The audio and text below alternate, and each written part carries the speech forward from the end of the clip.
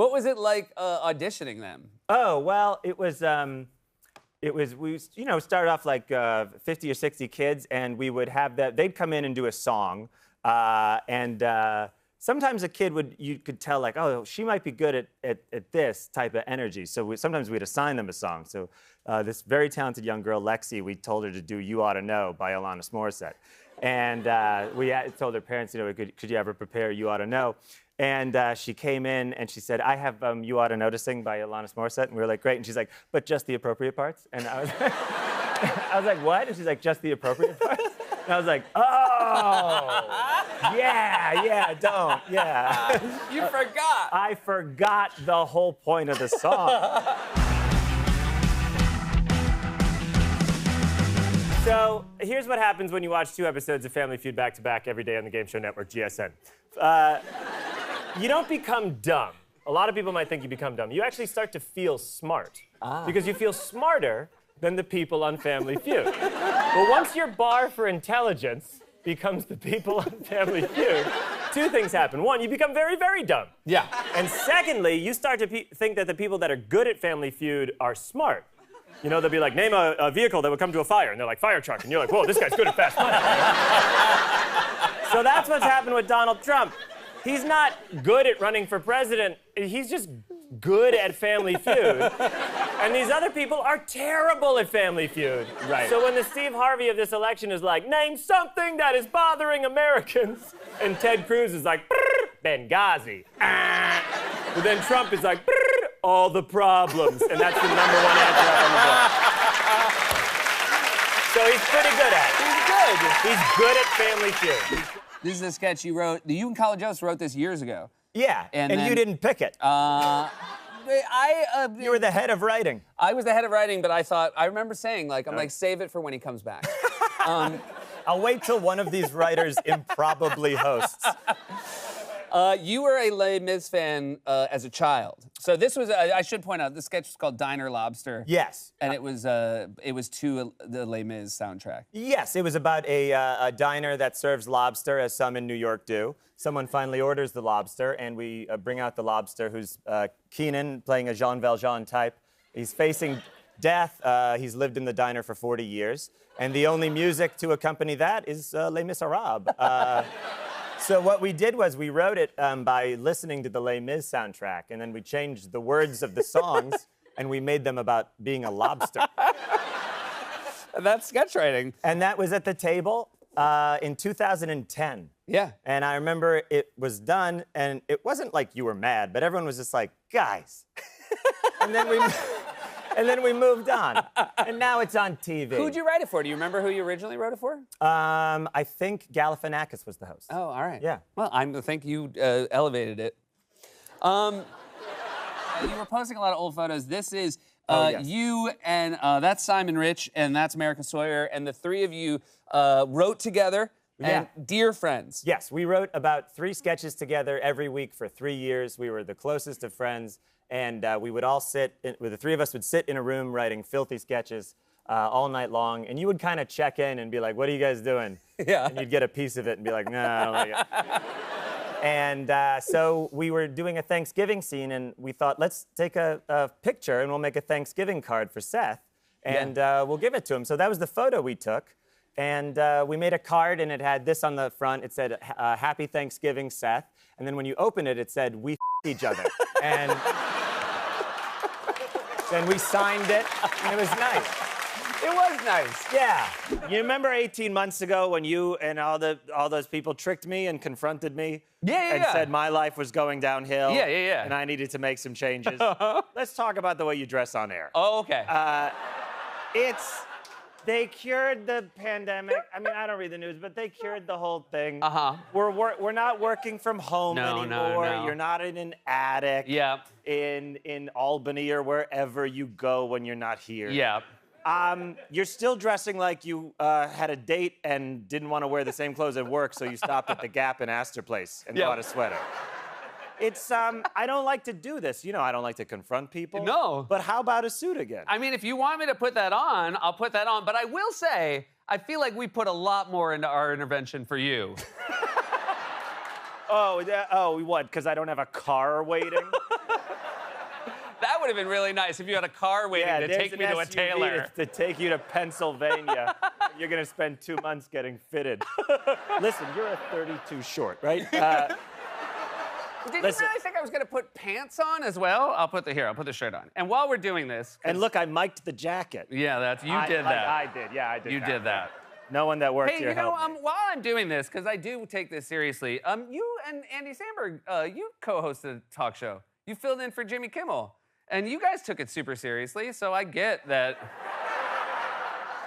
But that was we were satirizing how badly you could dress.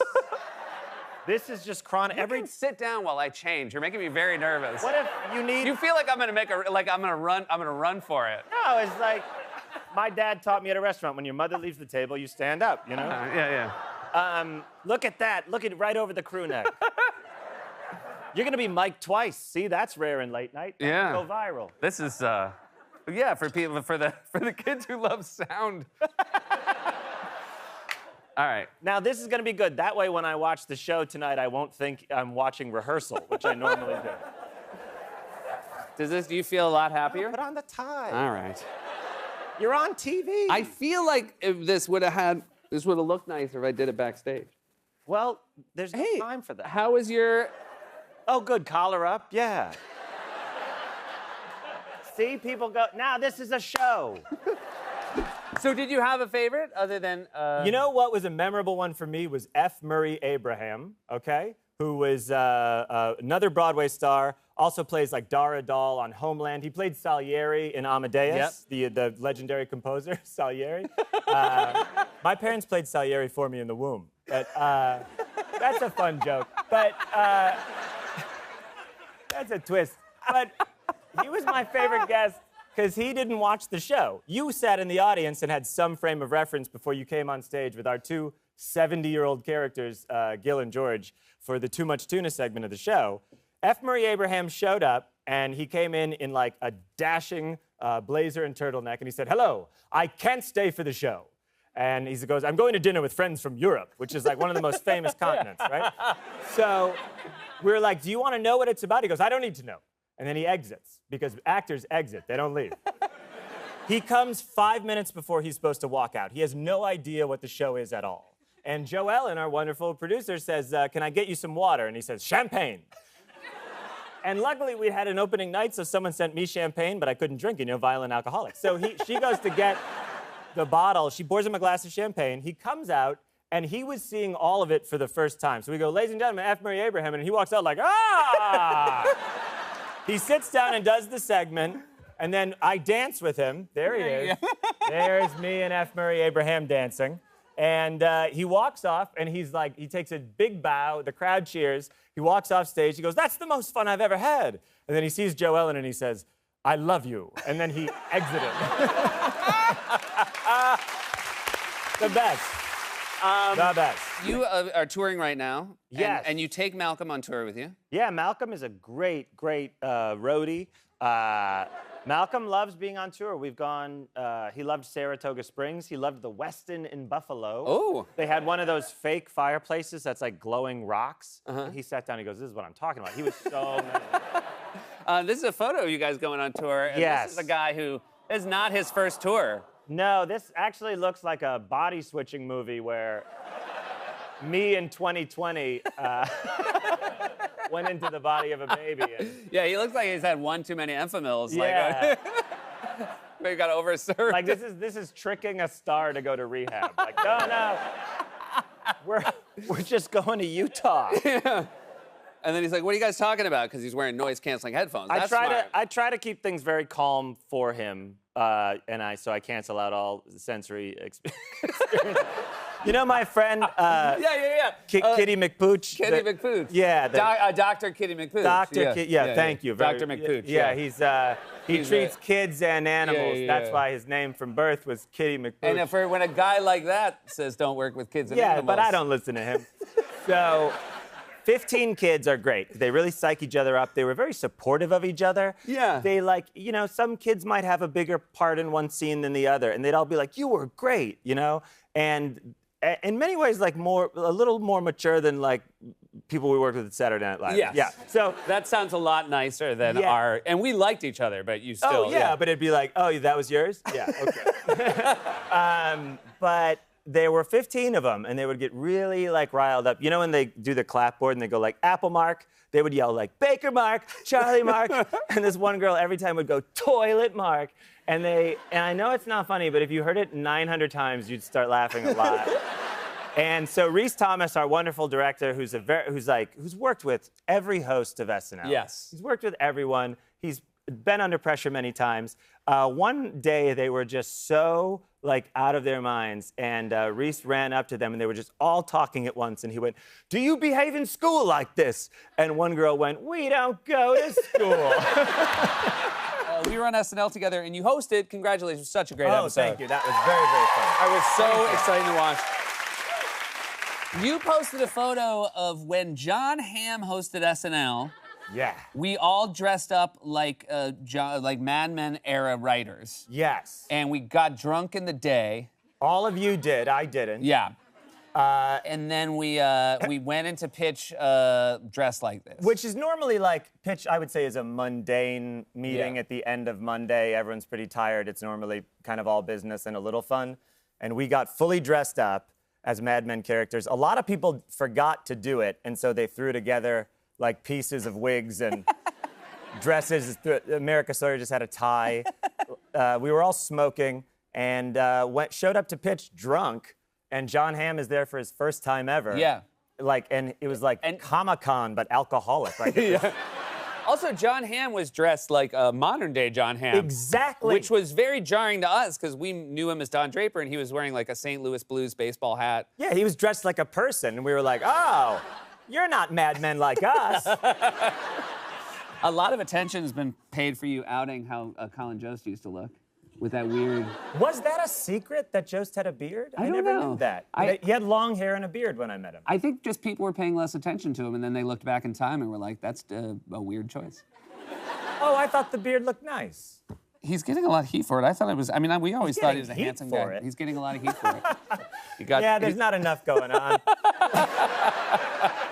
I think he looks great with his beard. I agree. I don't know why I even brought it up. You know, I'm gonna grow a little thin mustache. Oh, you are? Just I'm inspired by him. Yeah. You're just a real thin Just one? real John, John Waters, thin. yeah. Yeah, exactly. Yeah. You're going to Australia. Yes. You've performed in Australia I've before. performed in Melbourne before, but now I'm going to Brisbane, Adelaide, Sydney, and Melbourne. I've never been to those cities. That's Yeah, very exciting. it's very Now, exciting. I know you've gone to foreign countries before. Do you tailor your material at all when you go on the road to foreign places? You know, I completely change every word of my act, no matter what country I'm in, and I pretend I'm from the country.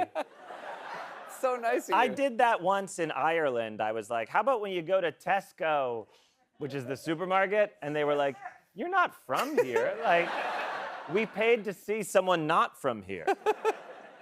I'm always a little nervous in Australia because they have a lot of possums. And you know me, I hate possums. Right? Historically, yeah, famously. I've never cared for them. They look like insulation with like a whip attached.